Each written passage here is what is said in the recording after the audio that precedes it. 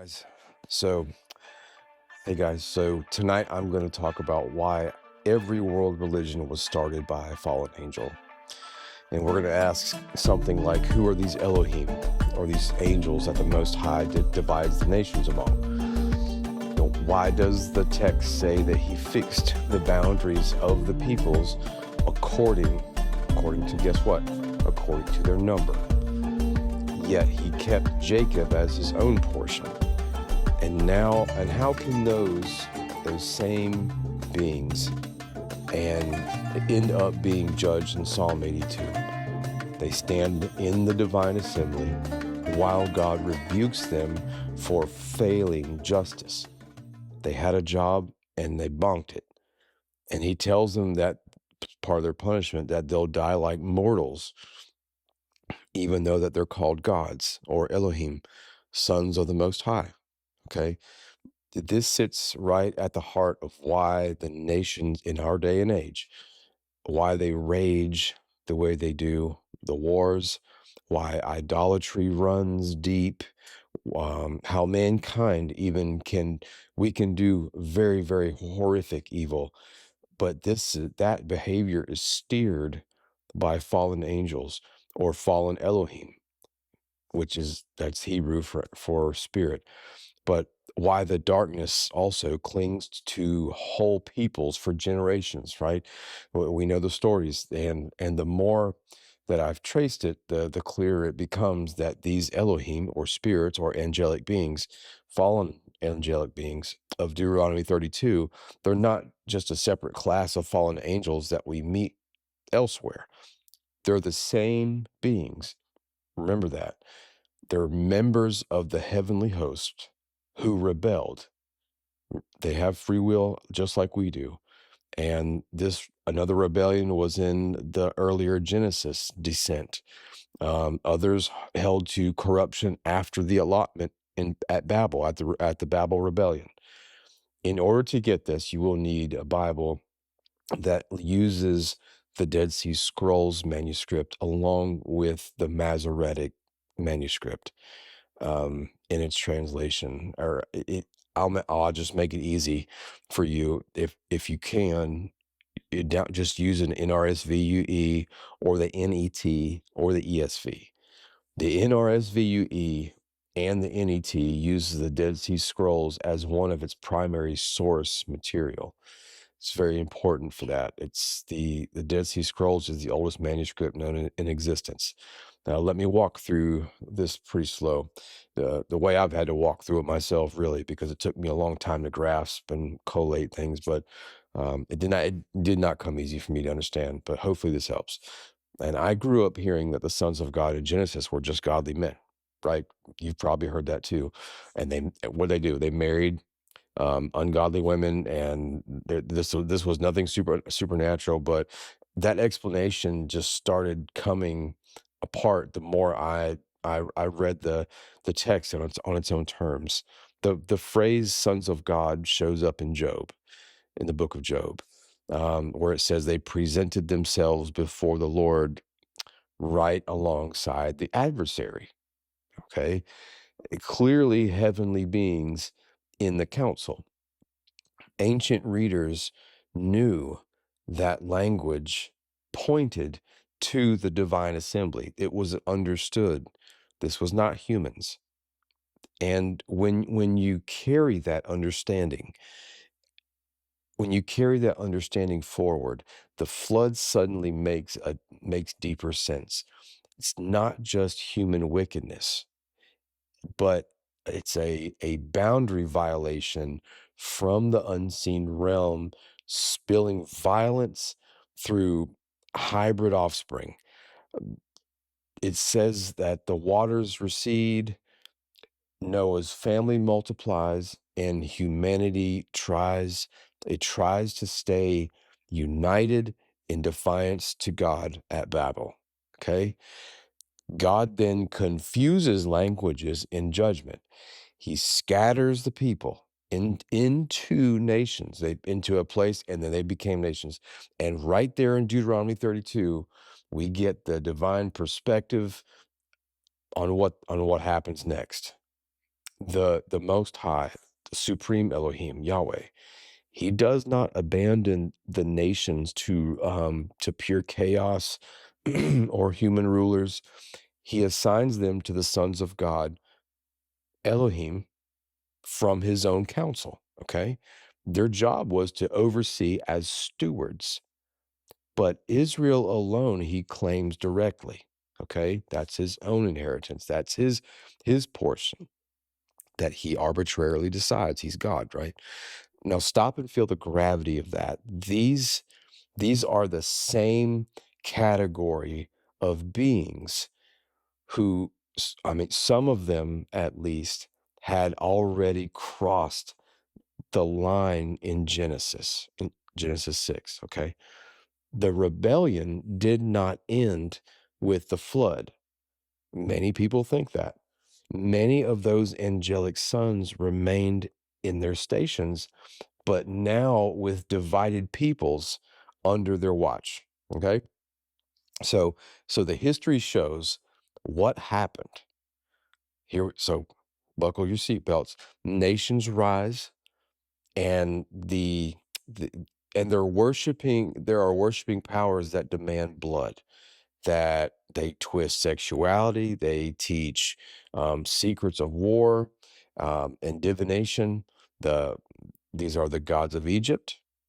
These are the gods of Canaan. These are the gods of Mesopotamia, Greece, the Mayan gods, the Aztec gods, the god of Native America. And I mean, and this has translated into our present day. How about the God of Islam? You have the Buddhist religion. You have voodoo.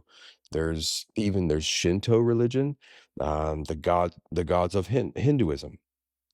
All of these Elohim, they claim descent from heavenly councils. They're traditions where they rule domains or areas, and yet they require allegiance or fealty, faith, if you will. Let's talk about some of these fallen Elohim or angels. How about this? How about Shiva? Comes from Hinduism. It says he dances destruction and renewal. Rage that shakes the winds or shakes the worlds, excuse me. Um, and offerings are poured to keep the chaos distant. It demands allegiance to tame the storm that it stirs. There's Vishnu, also within Hinduism. He descends. It says he descends as avatars to fight darkness. Temples and songs marking his comings. Repeated boundary crossing, uh, shaping fates through charm and war. Okay, there's Ganesha, which is also Hinduism, and this is like an elephant-headed remover of obstacles, controller of paths. Favor is given only when appeased. Okay, there's always an exchange. Uh, I'm gonna butcher this. It's Amaterasu. It's Shintoism in Japan. It's a sun goddess or god of emperors, and it's drawn out by the restoration, by to restore light. Excuse me. There's shrines that seek harmony. It's a heavenly ruler that's tied to earth, right? But the light is bent for devotion. There's Inari. It's Shinto also. The messengers bring prosperity in rice and trade. There's red gates and tofu offerings for growth, for bridging realms, binding. There's binding through like an illicit promise of plenty, right? So there's Terra that belongs to Tibetan Buddhism. It's like a swift green or white savior, right? But there are mantras that are endless for her aid. Um, for quick intervention, which are requiring a constant call. There's always an exchange. There's Shango, thunders in Yoruba tradition. It's different, but this is in Western Africa. The former king is now divine, and there's axes and drums that call for possession. There's rams that are sacrificed for justice. Storm power feeds fierce loyalty. And there's another one called Obalata or Obatala in Yumba. No, it's in Yoruba, excuse me, but it's like a white-clad father of clarity. There's high places that are cooled by offerings. He claims a creation role, purely mediated through him, right? Coyote also, which is Native American, and also across many native Southwest areas and plains. This was a shared god amongst the Native Americans. He steals fire. He reshapes through chaos and lessons that are hard won. He crosses lines with forbidden gifts that help and harm. It's a two-way street with that one. But then there's also Thunderbird still yet amongst the Native Americans. It says he soars over the plains, the Northwest and Eastern tribes. He has lightning eyes, thunder wings, and he battles serpents. Sound familiar? Um, there's always a fake. There's a storm guardian who requires respect. Now here's Allah, the God of Islam, presented as the one supreme deity who demands total submission. And this was of course revealed through an angel in a cave with pillars of ritual and law binding followers. And he requires absolute sovereignty claimed over the nations. Um, Also allegiance that is enforced through revelation that denies the Son of God, denies Jesus. There's also spirits and the Loa of voodoo, which is rooted in West African traditions, right? And the diaspora. These are intermediary beings that are like ridden in possession, mounted by dancers. You've seen them on like History Channel, Discovery Channel, when they had stuff on there like this. But there's offerings of rum and blood to secure favor of vengeance. Think of voodoo dolls and weird stuff like that. Also a boundary crosser who demands embodiment or possession. Um, this is power that's bartered through trance, meditation, and sacrifice. So the Elohim that are allotted in Deuteronomy, which were loyal angels, were they doing a good job? No, because Psalm 82 shows that the God enters that same assembly and he dressed them down.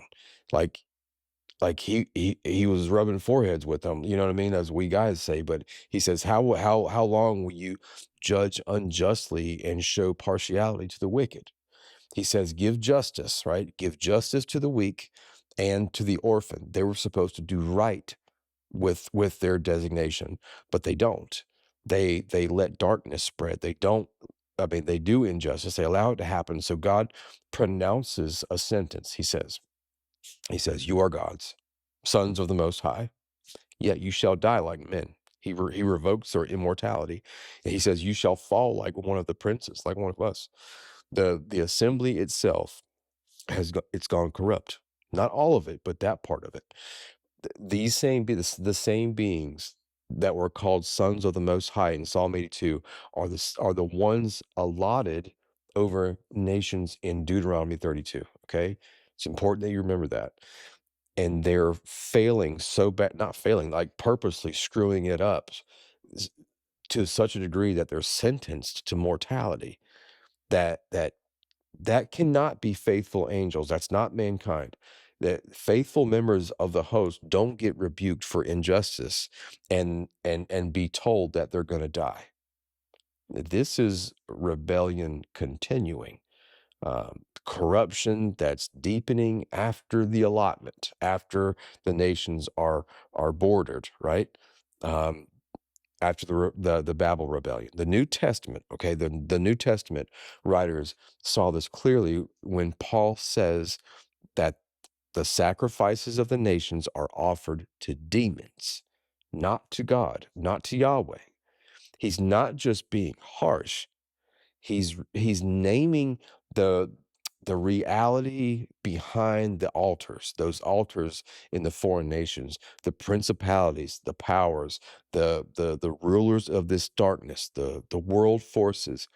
Paul is talking about, guess what? Spiritual authorities still holding sway over peoples. The same ones handed nations back in Deuteronomy. Okay? But here's where it tightens even more. Peter and Jude both each both they teach back to the Genesis rebellion. The angels who sinned, who didn't keep their proper domain, who abandoned their proper dwelling or their place or their assigned position, and say those ones are now kept in chains of gloomy darkness until judgment. They're in prison for what they did. Yet we know that darkness still operates in the world currently today. So not every rebel was bound immediately. Some remained active, allotted, and they were allotted oversight. They continued the deception under new arrangements. It's the same it's the same company of beings. It's just repackaged. It's they're still there. Nothing's changed except for Christ's invasion. Some fell early. They descended, I mean, before the flood. They taught forbidden things. They like in the Book of Enoch, it talks about this, but they were in prison for it. Others stayed in place longer. But when humanity rejected unified, this is important. And when we rejected unified allegiance to the Most High at Babel, God gave the nations what they wanted, just like He did Saul, or just like He did the people when He gave them Saul. He gave them division under lesser gods. So many of those lords took these Elohim took the opportunity to accept worship that was offered to them, or they demanded it, one of the two. The stewardship turned into tyranny. The ancient readers understood sons of God as divine council members. This is seen in Job 1 and 2, 1 to 2. It's where they come and present themselves before Yahweh. The rebellion did not end with the flood. It did not end with the flood. Some continued oversight roles post Babel, after Babel. Okay, De- they demanded worship instead of stewardship, as I just mentioned. This explains the rise of national gods. For example, Shemash for Moab, Milcom for Ammon, who required blood sacrifices, divination, and twisted practices. This echoed the forbidden knowledge from Genesis 6 that the fallen angels had taught mankind. Like I said before, so like the apostles saw pagan worship this way. In First Corinthians, it says Paul states he states that the sacrifices to idols are offered to demons, not to God. And this directly links pagan gods to real personal or real spiritual entities. This echoes Deuteronomy 32, where Israel sacrificed to demons who were no gods. Paul is not dismissing idols as mere wood and stone figurines that you put on your mantle. He's exposing the demonic reality that's behind them. Similarly, in First Corinthians, for example, excuse me, he acknowledged so-called gods in heaven and earth, but yet affirms one true God, implying that these gods exist as subordinate and rebellious beings. The principalities and powers in Ephesians 6 and Colossians 2 are disarmed by Christ, right? So this suggests that territorial spiritual rulers over nations are now losing ground as the gospel advances. You see, it's not just about us. This fulfills Psalm 82's promise that God will inherit all nations. Ancient Near Eastern cultures, like Canaanites, Mesopotamian, they had divine councils with a high god allotting domains to lesser deities in their lore. This mirrors Deuteronomy 32, Psalm 82, but the difference is it's polytheistic. The Bible, on the other hand, polemicizes this. Yahweh is supreme, and the B'nai Elohim, the subordinate ones, are corrupt subordinates, not equals. Okay? The 70 nations in Genesis 10 align with the traditions of 70 divine sons. For example, in the Ugaritic texts, um, this this is not polytheism. It's called henotheism, with kind of like with monotheism, but it acknowledges a spiritual realm. That's the difference. Yahweh alone is uncreated and God of gods, right? He's supreme. The others are created beings that have gone rogue. So we ask, why do religions worldwide feature similar themes? You have sky gods, you have blood rituals, you have divination, claims of heavenly descent, right? Very similar stories.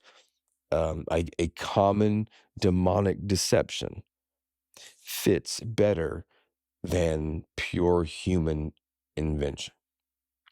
It explains intense spiritual opposition here at home, in your country, and in mission fields, and why turning to Christ often breaks generational bondage or generational curses in some cases.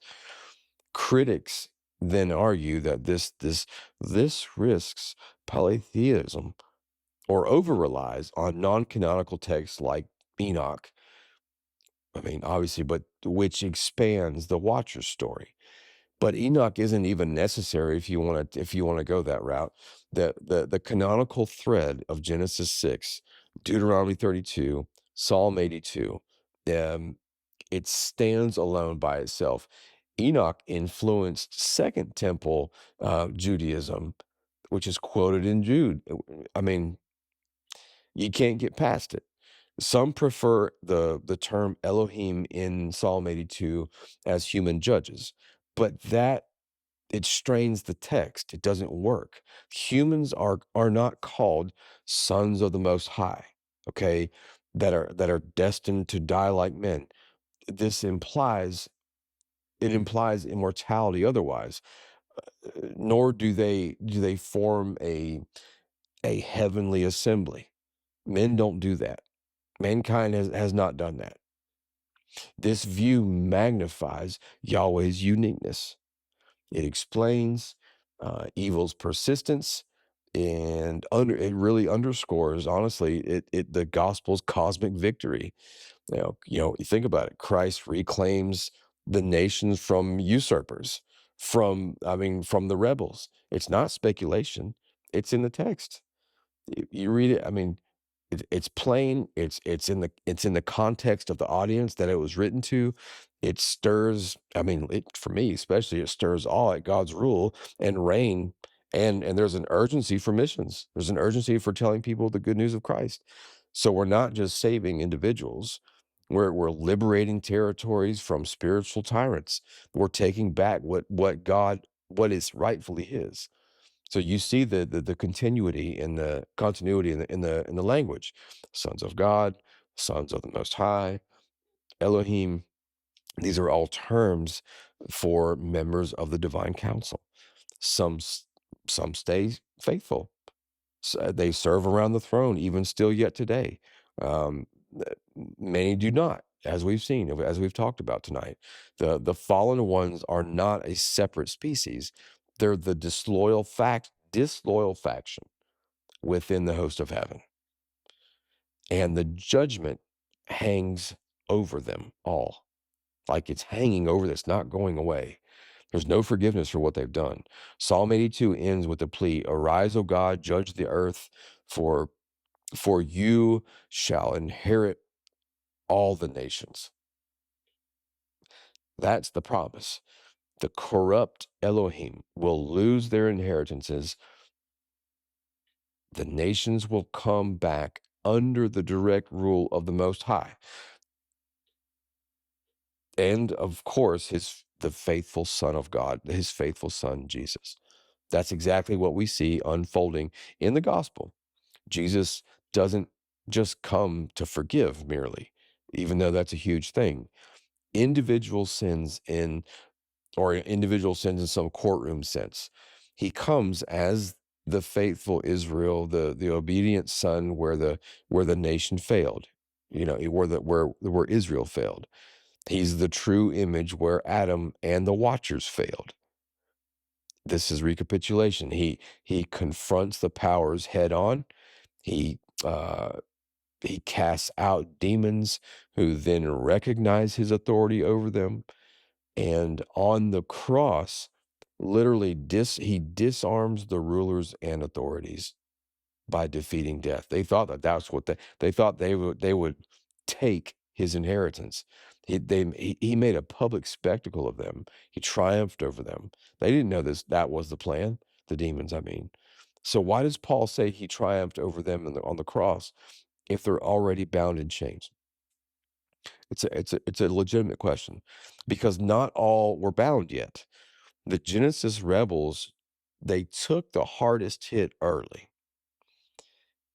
They then were chained awaiting the final sentence, okay, which they're still there currently.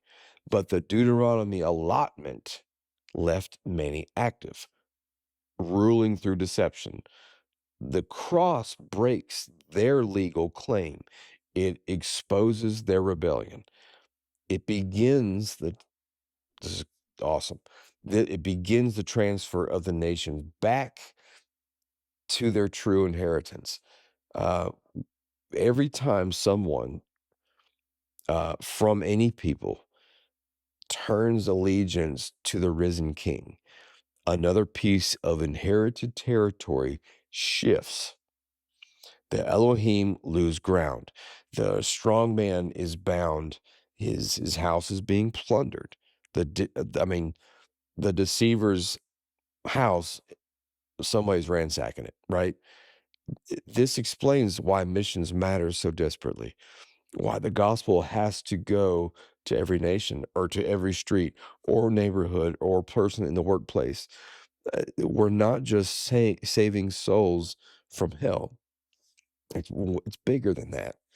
Or we are reclaiming inherited domains from usurpers who accepted worship, right? They tried to take the place of God and to have a people for themselves.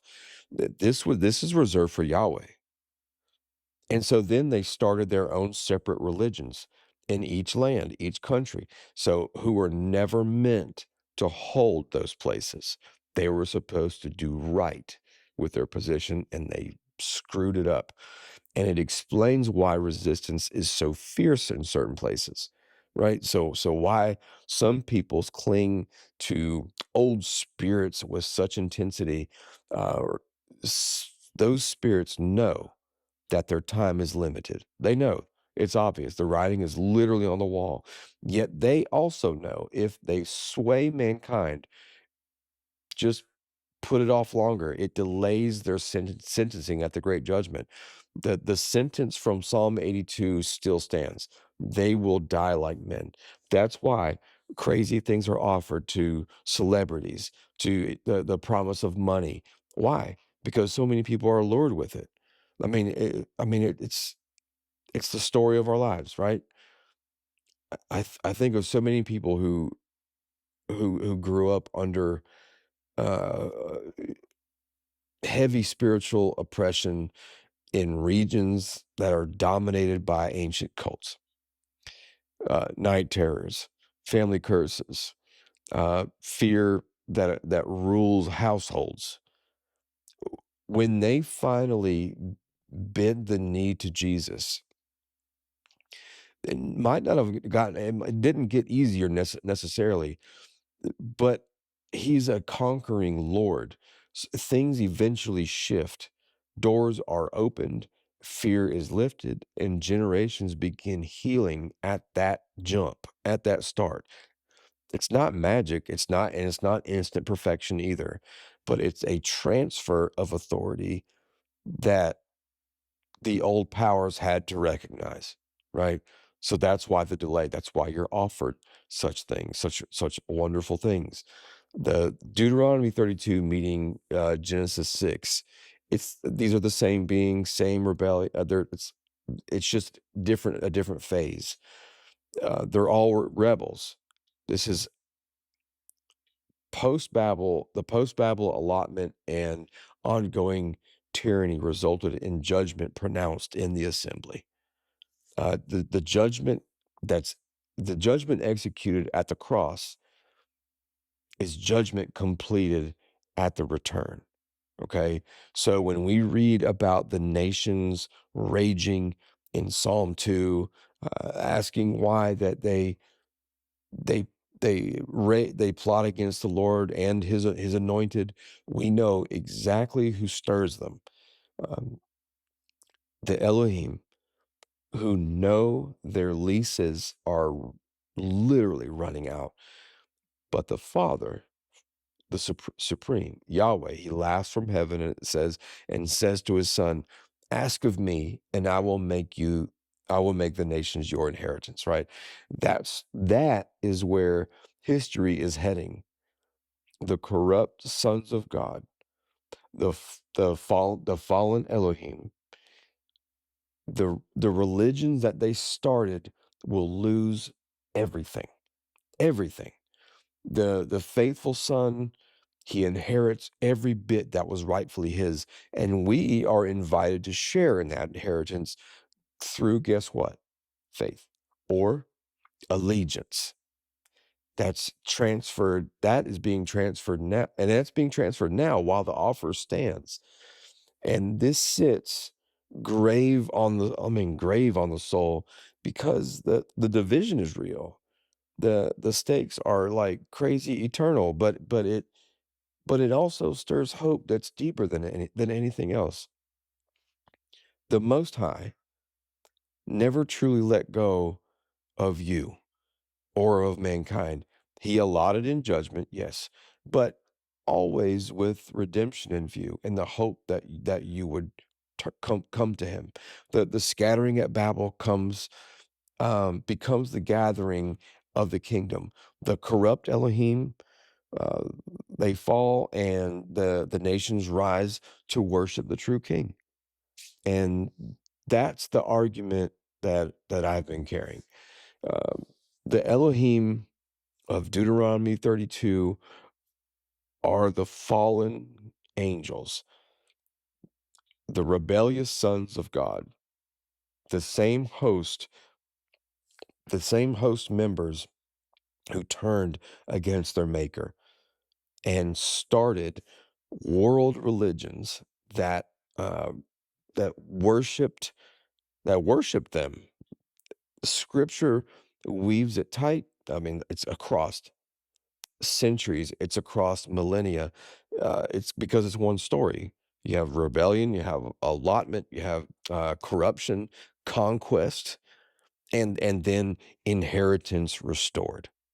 Okay, inheritance is restored, and God will be the victor. He already is, and that's why such grand things are offered, which are fleshly things, are offered to mankind. It's literally to delay the judgment. The longer they can hold more people from coming to Christ in in the way that they operate, that's the longer that they get to delay judgment. So, with that, I hope you're doing well. I hope that this video has helped you understand if or watch some of the previous ones. I'm still working. If you watch some of the previous ones, it'll draw stars or dots and stars, and you can start to trace things. And over time, you'll develop categories in your mind where these things will make sense. Because I know that they are new concepts. They're, well, new concepts apart from Big Eva, apart from mainline Christianity. These are old concepts, and they've always been, but they're gradually starting to resurface. Um, be, and in my opinion, it's because certain gatekeepers, not because they're trying to be deceiving, but because it's sort of fringe at this point, right? It's like these things are not common knowledge at this point. They're not common belief, and they sound strange, but if you let the text speak for itself, you read the text, you divorce yourself from the presuppositions as much as you can. It's impossible to do, but as much as you can, you read the text and be like, wow, um, that doesn't sound like what I'm believing or what my theological box that I live in. It doesn't jive. It's not matching up.